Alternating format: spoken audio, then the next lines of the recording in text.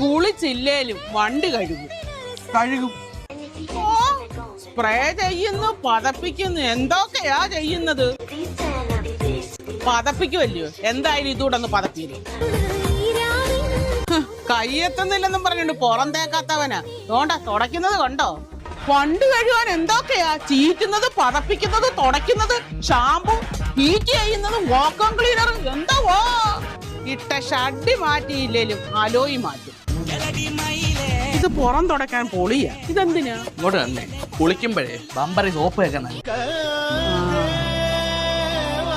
ഇന്നലെ മേടിച്ച വണ്ടി കഴുകുന്ന ലോഷനാണോ? ഇത്രയായി 3 മാസമായി ഒരു സോപ്പ് കുളിക്കാൻ കൊടുത്തിട്ട് അച്ചു പോലും മാറിയിട്ടില്ല. അണ്ണോ